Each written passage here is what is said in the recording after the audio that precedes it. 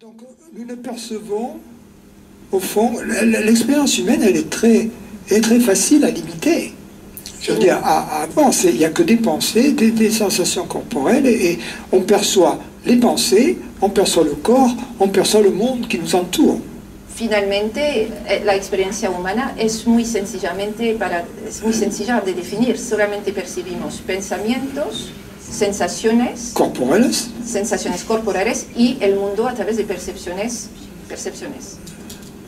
Il n'y a rien d'autre. No hay nada más. Y eso está Il n'y a même pas de ligado al feeling, il n'y a cuerpo. même pas de, par exemple, les feelings, les émotions et tout ce truc-là, ce sont des sensations corporelles ou des pensées, mais il n'y a pas de feeling. Y tampoco existe lo que se llama sentimientos o feeling.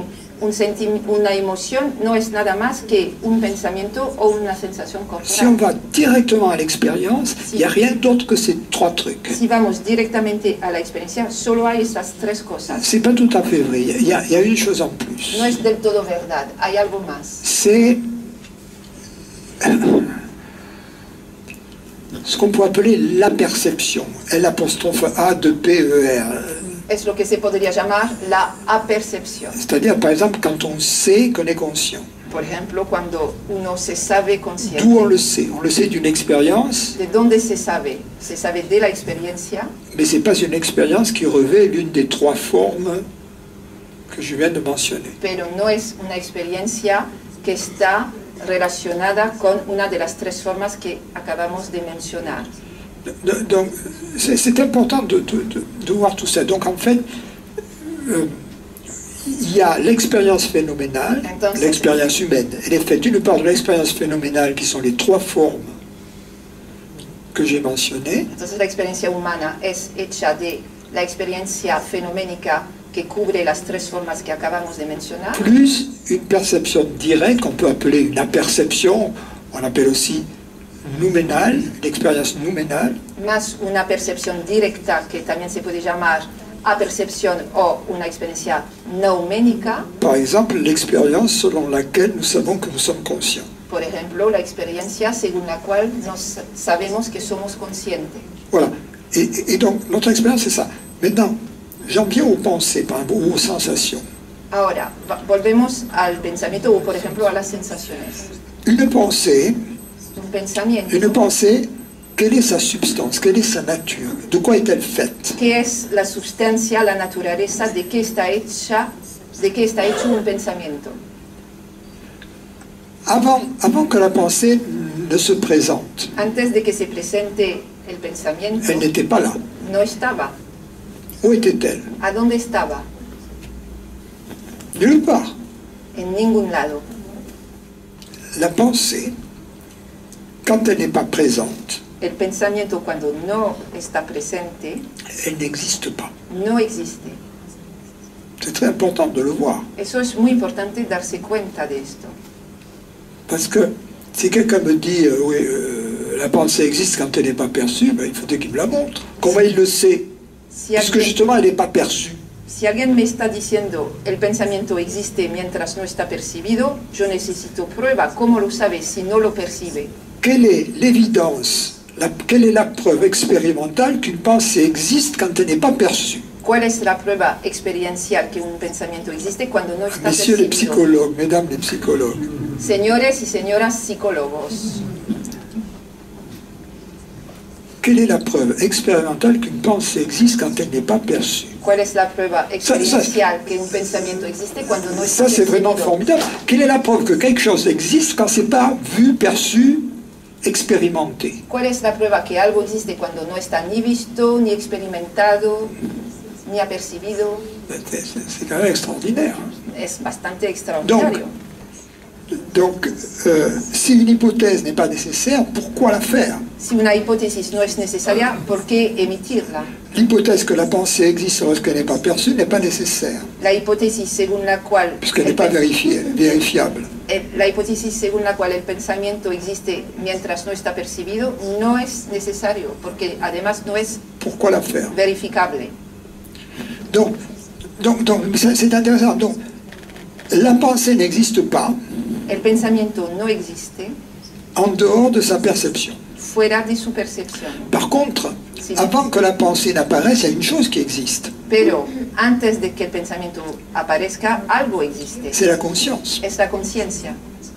Pendant que la pensée est présente, Mientras el pensamiento está presente, la conscience est présente. la conciencia también está presente. Et quand la pensée n'est plus présente, Y cuando el pensamiento ya no está presente, la conscience reste présente. la conciencia permanece presente. La pensée, quand elle s'en va, elle n'existe plus. El pensamiento cuando se va ya no existe. Avant qu'elle arrive, elle n'existe pas encore. Antes que llegue, tampoco existe. Donc, elle n'existe que quand la conscience existe. Entonces el pensamiento existe solo cuando la conciencia existe. Donc, cela veut dire que sa réalité, Eso significa que su realidad c'est la conscience. es la conciencia. Elle n'a pas d'existence en dehors de la conscience. No tiene existencia fuera de la conciencia. La conscience existe en dehors de la pensée. La conciencia existe fuera del pensamiento. La conscience existe sans la pensée n'existe pas sans la conscience. La conciencia existe sin el pensamiento, mientras que el pensamiento no existe sin la conciencia. Donc la pensée tient sa réalité de la conscience. Entonces el pensamiento tiene su realidad de la conciencia. De la même manière que le glaçon tient sa réalité de l'eau. De la misma forma que un cubito de hielo tiene su realidad del agua. On peut avoir l'eau sans le glaçon, on n'a pas le glaçon sans l'eau. Podemos tener agua sin hielo, pero no podemos tener hielo sin agua. Donc, en fait, parce qu'on disait que l'expérience humaine était faite de pensées, de sensations et de percepción sensorial. Estábamos diciendo que la experiencia humana estaba hecha de percepciones, de sensaciones corporales y de pensamientos. Mais on se rend compte qu'en fait, il n'y a pas de pensée, il n'y a que la conscience. Pero de hecho nos damos cuenta que no existe pensamiento, solo hay conciencia. Mais la même chose s'applique à la perception et à la sensation. Y lo mismo, La même démonstration que j'ai faite pour la pensée, on peut la faire pour la... y lo mismo se aplica, la misma demostración que he hecho para los pensamientos se aplica tanto a las percepciones como para las sensaciones corporales. Donc en fait, toute l'expérience phénoménale, Entonces, toda la experiencia fenoménica, il n'y a que la conscience. solo hay conciencia. Mais l'expérience nouménale, elle aussi, c'est que de la conscience, bien sûr. Pero también la Ça, c'est experiencia encore plus évident, puisque c'est la conscience noménica pure. también solo es conciencia, y eso es más obvio todavía porque es pura conciencia. Donc en fait, notre expérience humaine Entonces, nuestra est experiencia humana exclusivement faite de conscience. es exclusivamente hecha de Ça conciencia. veut dire que nous ne connaissons rien d'autre que la conscience. Eso significa que solo lo único que conocemos es la conciencia. Donc là, la personnalité Entonces, la personalidad est faite d'éléments qui apparaissent au sein de la conscience está hecho de elementos que aparecen en el seno de la conciencia. et la propriété de ce qui apparaît à la conscience Y la propiedad de lo que aparece en la conciencia est de disparaître.